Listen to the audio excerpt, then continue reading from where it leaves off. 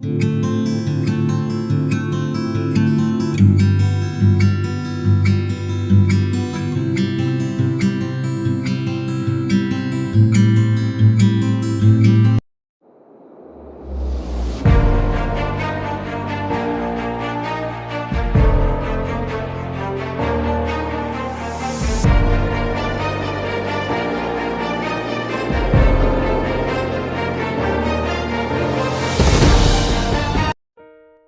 बार फिर से आप सभी का स्वागत है। हम अध्ययन कर रहे हैं भजन संहिता की पुस्तक का और अब समय है कि हम उसके 85वें अध्याय से आगे का अध्ययन करें। मेरे प्यारे बहनों, ये 85वां भजन कोरह वंशियों के द्वारा गाया गया भजन है, लिखा गया भजन है, जो परमेश्वर की दया के लिए प्रार्थना है।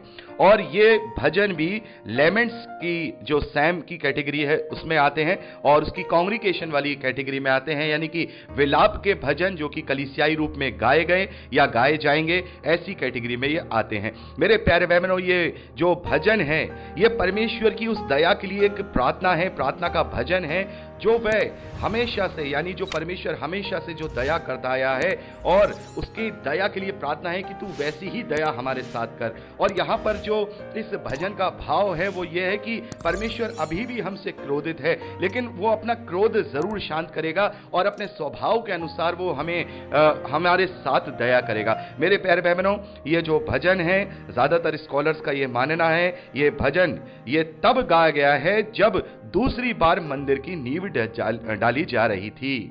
मेरे प्यारे बहनों, वहां पर हम देखते हैं, जब हम एजरा की पुस्तक को पढ़ते हैं, हमने वहां 3रे अध्याय में पढ़ा है कि जब मंदिर की नींव डाली गई तो कैसा उत्साह यहूदियों के विषय में वहां पर लिखा गया है कि वो जोर जोर से उसका आनंद कर रहे थे और आनंद से रो भी रहे थे। तो लोग समझ नहीं पा रहे थे कि कौन जय जयकार कर रहा है और कौन धन्यवादी के साथ रो रहा है। ऐसा आनंद का वो उत्सव था मेरे प्यारे बहनों, क्योंकि हम देखते हैं कि इतने सालों की बंधुआई के बाद वहां पर जो पहला जत्था है बेबीलोन से, फारस से, राजा कुस्रू के आदेश पर यरूशलेम वापस आया है। जरुब्बाबेल के नेतृत्व में हमने एजरा की पुस्तक में पढ़ा है। तो वहां कैसा आनंद हो रहा है, और मैं चाहूंगा अगर आपको ये पढ़ना हो तो आप वहां पढ़ सकते हैं 3रा अध्याय। आप वहां 10वें वचन से आगे तक पूरा पढ़िएगा, आपको वहां पता लगेगा। तो मेरे प्यारे बहनों, ये उस समय भजन गाया गया है जब नींव वो डाली गई है। उस समय ये भजन गाया गया है कि अभी हम आनंदित हैं, अभी हम परमेश्वर धन्यवादित हैं कि तूने हमें बंधुआई में से यहां लौटा ले आया है, हमें तूने वहां से बंधुआई से यहां इस यरूशलेम में अपने नगर लौटा ले आया है, अपने मंदिर की नींव डालने के योग्य तूने बनाया है कि हम एक बार फिर से जो मंदिर अपवित्र कर दिया गया था उसे हम दोबारा से बनाने जा रहे हैं। लेकिन अभी हम पूरी तरह से आजाद नहीं हुए हैं। तो हमें पहले की तरह हम पर दया कर और हमें पूर्ण रूप से बंधुआई से छुड़ा और हम पूर्ण रूप से एक बार फिर से इसकी शहरपना बनाने पाएं, एक बार फिर से इजराइल में हम पहले के जैसे बसने पाएं। परमेश्वर की उस दया को यहाँ पर जो भजनकार हैं वो स्मरण करा रहे हैं। यहाँ देखिए, पहले और दूसरे वचन में लिखा है, हे यहोवा तू अपने देश पर प्रसन्न हुआ, याकूब की बंधुआई में से लौटा ले आया है। तूने अपनी प्रजा के अधर्म को क्षमा किया और उसके सब पापों को ढांप दिया है। तूने अपने रोष को शांत किया और अपने भड़के हुए कोप को दूर किया है। हे हमारे उद्धारकर्ता परमेश्वर, हमको पुनः स्थापित कर और अपना क्रोध हम पर से दूर कर। क्या तू हम पर सदा क्रोधित रहेगा, कोपित रहेगा? क्या तू पीढ़ी पीढ़ी तक कोप करता रहेगा? क्या तू हमको फिर ना जिलाएगा कि तेरी प्रजा तुझ में आनंद करे? हे यहोवा, अपनी करुणा हमें दिखा और तू हमारा उद्धार कर। तो मेरे प्यारे बहनों, ये मेरा तो मानना यह है कि ये बिल्कुल उसी वक्त ये भजन गाया गया है जब मंदिर की दूसरी बार नींव जरुब्बाबेल के नेतृत्व में डाली गई है। हम पढ़ते हैं एजरा की पुस्तक में, ये तभी गाया गया है क्योंकि ये बिल्कुल उसी समय से ये बिल्कुल वहां फिट बैठता है कि जब वो बंधुआई में से छूट गए लेकिन अभी तक पूरी तरह से स्थापित नहीं हुए हैं। हम जानते हैं कि धीरे धीरे करके फारस से, यानी कि बेबीलोन से जो यहूदी हैं उनके जत्थे यरूशलेम में आए हैं, वापस आए हैं। पहले उन्होंने मंदिर का निर्माण कार्य कराया, फिर उसके बाद हम नहमीया की पुस्तक में पढ़ते हैं कि शहरपना का फिर निर्माण कार्य कराया गया, उस शहर को एक बार फिर से बसाया गया। तो मेरे प्यारे बहनों, ये उसी की लिए प्रार्थना है। और इस प्रार्थना से और इस बात से हमें यह भी पता लगता है कि हम जब अपने पापों का अंगीकार करके प्रायश्चित करके परमेश्वर को दुहाई देते हैं तो परमेश्वर अपने क्रोध को शांत करके हमें वापस से खड़ा करता है, वापस से खड़ा करता है। लेकिन मेरे प्यारे भाई बहनों, यहां पर हम देखते हैं कि अब परमेश्वर ने उन्हें एक राज्य के रूप में खड़ा नहीं किया। उसके बाद कभी भी जो इस्राएली हैं वो एक राज्य के रूप में खड़े नहीं रहे, वो हमेशा दूसरे राजाओं के अधीन ही रहे। उस वक्त वो फारस के राजाओं के तहत अधीन रहे। आगे चल के और जितने भी फारस के राजा हुए उन सब ने वहां पर उनके ऊपर राज्य किया। फिर हम देखते हैं उसके बाद यूनान का राज्य का उदय हुआ, फिर वहां पर वो यूनान के राजाओं के अधीन रहे और वहां मंदिर तो बना रहा, लेकिन उन्हें कई बार बहुत ज्यादा परेशानियों का सामना करना पड़ा। और धीरे धीरे करके हम देखते हैं कि जो यहूदा का जो देश है, प्रभु यीशु मसीह के समय तक बहुत सारे यहूदी वापस आकर के वहां पर बस गए थे। और सामरिया जो कि ऊपर का देश, जिसे इज़राइल का देश जो बटा था, वहां पर भी हम देखते हैं इज़राइली लोग रहते थे, लेकिन वो पूरी तरह से परमेश्वर को भूल चुके थे। लेकिन यहां हम देखते हैं कि जो यहूदी लोग हैं, जो लेवी लोग हैं, जो बिन्यामीन के गोत्र के लोग हैं, वो परमेश्वर को भूले नहीं। और चूंकि परमेश्वर का प्रायोजन है मेरे प्यारे बहनों, परमेश्वर का प्रायोजन यहूदा के गोत्र में से ही है, तो परमेश्वर ने उन्हें हमेशा हियाव दिया, उनका साथ दिया। और वो लोग भी मेरे प्यारे भाई बहनों, ऐसा नहीं है, वो लोग भी हमेशा परमेश्वर की तरफ चले, क्योंकि उनकी जो अगुवाई करने वाले थे, यहूदियों की और बिन्यामीनियों की जो अगुवाई करने वाले थे, वो दाऊद वंशी थे और लेवी गोत्र के थे। क्योंकि लेवियों को तो सामरियों ने भगा दिया था अपने यहां से। जो लेवी थे, हमने ये पढ़ा है इतिहास की पुस्तकों में कि जो लेवी गोत्र के लोग थे उन्हें भगा दिया गया था और यहूदा के देश में वो आकर के बस गए थे। तो परमेश्वर की व्यवस्था, परमेश्वर का वाचा का संदूक, परमेश्वर का मंदिर भवन, ये सब यरूशलेम में था। इसीलिए वहां पर परमेश्वर की बातों को भुलाया नहीं गया। वो गलतियां तो करी उन लोगों ने, परमेश्वर के दूर तो हुए वो, लेकिन फिर उन्होंने बार बार परमेश्वर को दुहाई दी और बार बार उन्होंने जो है परमेश्वर से जब प्रार्थना की तो परमेश्वर ने उन्हें वापस यहूदा के देश में बसा दिया, लेकिन एक राजा के रूप में नहीं, एक राज्य के रूप में नहीं, जैसा मैंने आपको बताया। फिर उसके बाद यूनानियों ने उन पर राज्य किया और वो लोग अपना मंदिर में सब कुछ करते रहे, कोई उन्हें परमेश्वर ने रोक नहीं लगाई। और फिर रोमन साम्राज्य का भी वहां पर उदय हुआ। हम देखते हैं प्रभु यीशु मसीह से पहले जो हेरोदेस था, ग्रेट हेरोदेस हम कहते हैं, तो रोमी साम्राज्य का जब उदय हुआ तो वहां पर भी वो लोग मंदिर पर वैसे ही प्रार्थना करते थे, वेदियों पर बलि वगैरह चढ़ाते थे, उन्हें किसी भी प्रकार की कोई वहां रोक टोक नहीं थी। लेकिन जब प्रभु यीशु मसीह का जो आगमन है, जो प्रथम आगमन है, उनका इस धरती पर देहधारी होना है, तब हो गया। तो प्रभु यीशु मसीह ने कह दिया कि अब तो मेरा स्वर्गीय राज्य यहां स्थापित हो जाएगा मेरे पुनरुत्थान के बाद।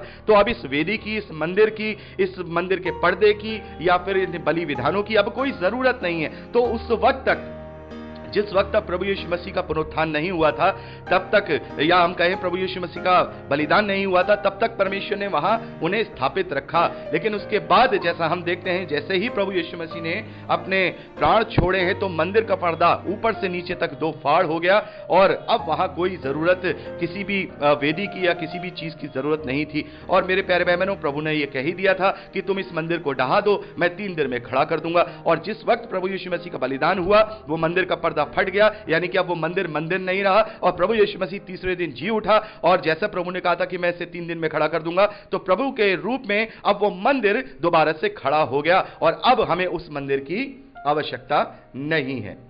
अब हमें उस मंदिर की आवश्यकता नहीं है और अब हम जीवते परमेश्वर का स्वयं मंदिर बन गए हैं। तो हम परमेश्वर का कोटि कोटि धन्यवाद करते हैं उसके इस प्रेम और उसके अनुग्रह के लिए। तो मेरे प्यारे भाई बहनों, हम यहां पर बात कर रहे थे कि उस वक्त ये भजन गाया गया है, उस वक्त ये सारी बातें की गई हैं जब मंदिर का दूसरी बार निर्माण कार्य शुरू हुआ है। तब वहां लोग प्रार्थना कर रहे हैं कि हे हमारे उद्धारकर्ता परमेश्वर, हमको पुनः स्थापित कर। तो परमेश्वर ने उन्हें वहां पर बसा तो दिया, लेकिन उन्हें राज्य के रूप में स्थापित नहीं किया, क्योंकि परमेश्वर उन्हें अब ऐसा राज्य देने पर था कि अब उस राज्य का कभी अंत नहीं होगा। और उस राज्य का जो राजा है वो हमारा प्रभुओं का प्रभु और राजाओं का राजा प्रभु यीशु मसीह है, जिसके राज्य का कभी अंत नहीं होगा। तो मेरे प्यारे भाई बहनों, इस प्रकार से हम यहाँ 25वें अध्याय का भी अध्ययन करते हैं। मैंने यहाँ पर आपको एक एक वचन करके अध्ययन नहीं कराया है और आप इसको पढ़ करके ही समझ सकते हैं। मैंने इसकी मूल जो भावना है, मूल जो विषय है, यहाँ पर मैंने आपको बता दिया है। अब चलते हैं 86वें अध्याय की ओर। मेरे प्यारे भाई बहनों, यहाँ पर हम देखते हैं कि ये जो भजन है ये दाऊद की प्रार्थना है।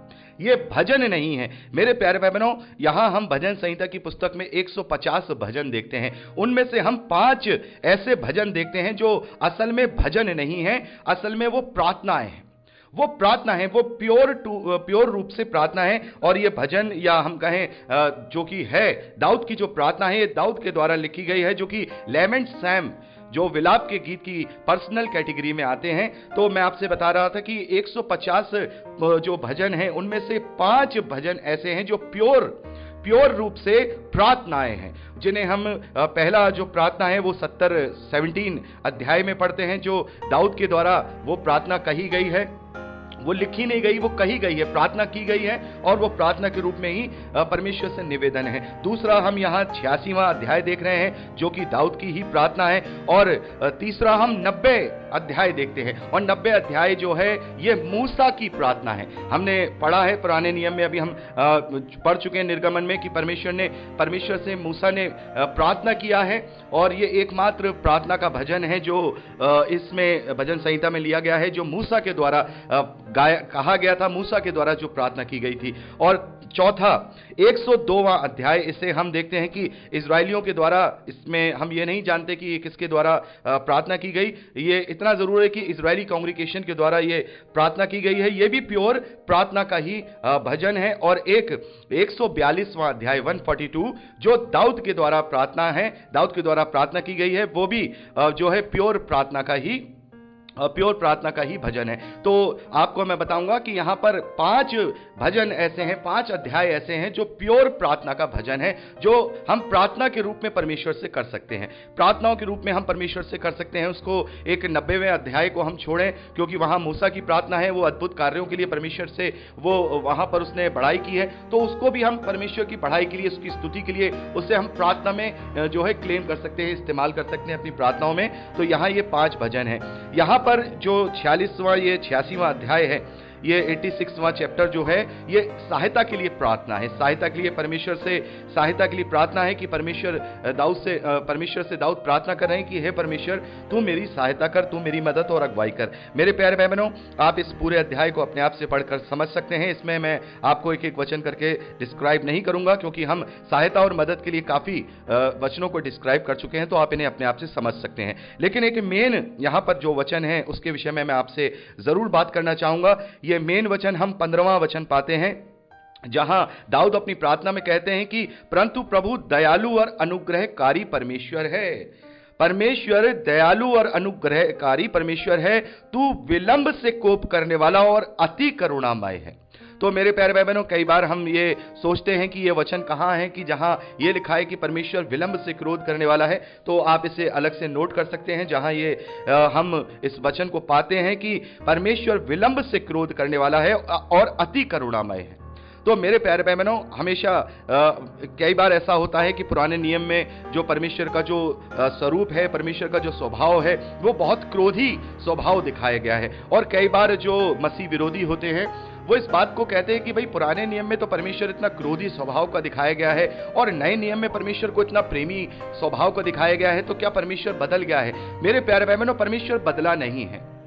परमेश्वर क्रोध करने वाला है। परमेश्वर का ये सबसे बड़ा स्वभाव यह है कि वो क्रोध करने वाला है, लेकिन वो विलंब से यानी देरी से क्रोध करता है, पहले वो प्रेम करता है। और हम पुराने नियम में देखते हैं कि उत्पत्ति से लेकर यानी कि आदम की उत्पत्ति से लेकर के हम पुराने नियम में प्रभु यीशु मसीह के इस धरती पर देहधारी होने के 430 साल पहले तक का पूरा इतिहास देखते हैं। तो वो एक बहुत लंबा काल है और बहुत लंबा काल है, उसमें परमेश्वर की बहुत सारी प्रेम की बातें हैं। मेरे प्यारे भाई बहनों, जब नूह के समय में परमेश्वर ने जल प्रलय लाया तो क्या वहां परमेश्वर का क्रोध दिखाई दिया? हाँ, परमेश्वर का क्रोध दिखाई दिया, लेकिन सबसे ज्यादा वहां परमेश्वर का प्रेम दिखाई दिया। हमें यह देखना होगा कितने साल तक वहां पर हम देखते हैं, नूह के समय तक करीब ये हम 2nd मिलेनियम लग चुका था और तब तक परमेश्वर वहां रुका रहा, विलंब करता रहा कि शायद ये जो लोग हैं इनका मन फिर जाए। लेकिन परमेश्वर ने जब देखा कि केवल नूह और नूह का परिवार ही इकलौता ऐसा है जो मेरी ओर फिरा हुआ है,